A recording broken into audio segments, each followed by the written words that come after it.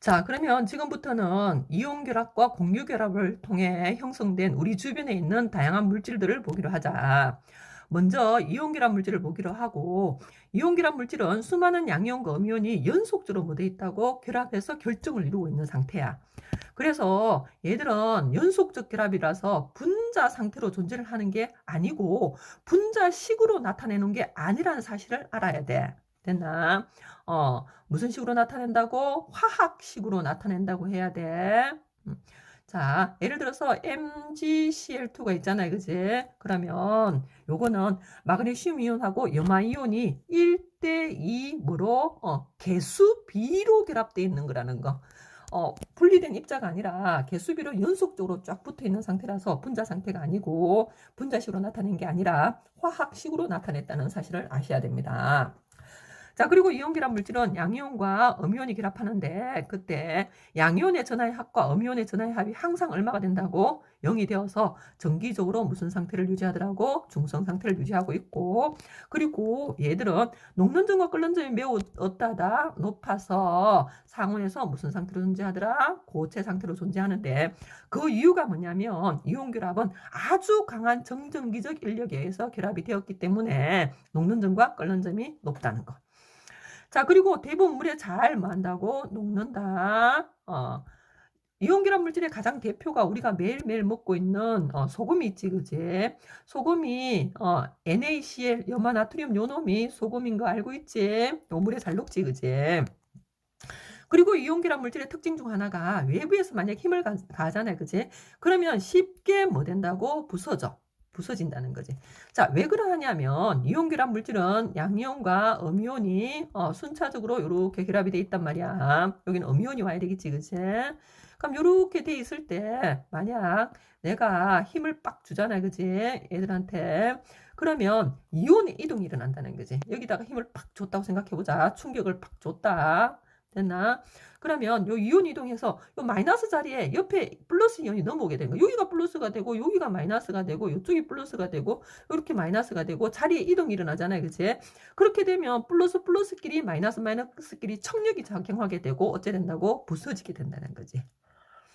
되나? 그리고 또 이온결합 물질의 특징 중 하나가 전기 전도성인데 중요하다. 잘 기억해줘. 자, 이온결합 물질은 있잖아. 고체 상태에서는 전류가 흐르지 않아. 됐나? 그러나 액체 또는 수용액 상태가 되잖아. 그치? 그러면 전류가 흘러. 왜요? 라고 묻는다면 자, 이온결합 물질은 액체 또는 수용액 상태가 되면 이온의 이동이 가능해.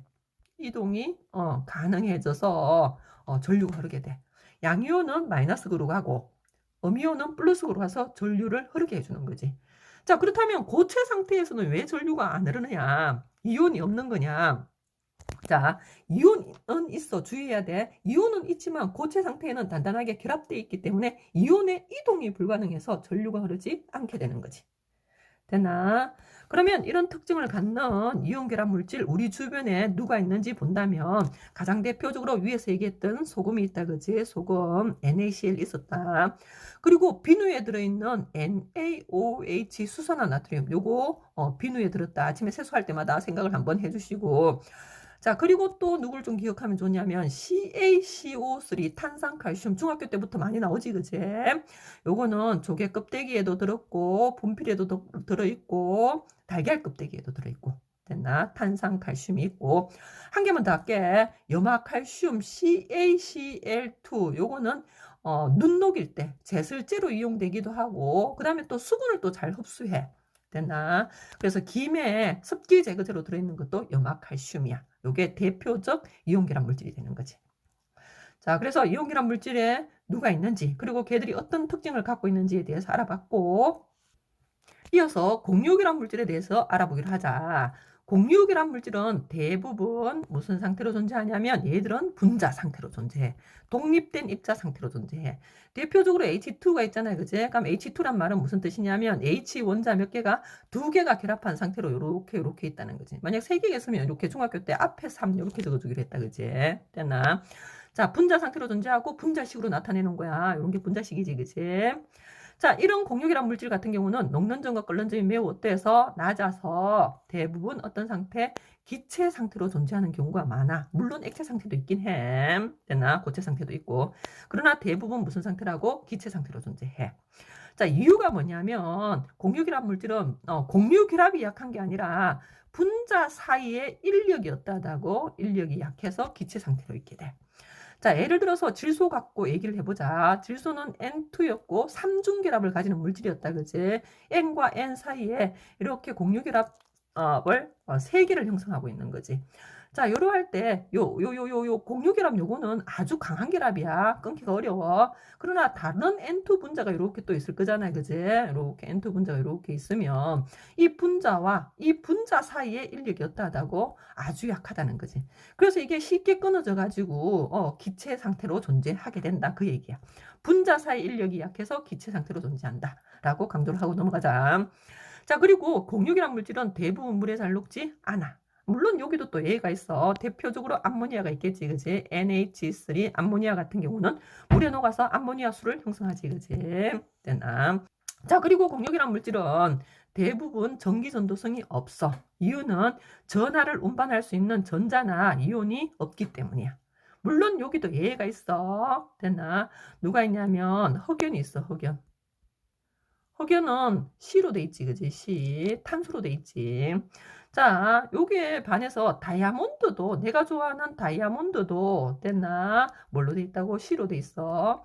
그러나 얘는 전기 전도성이 없어.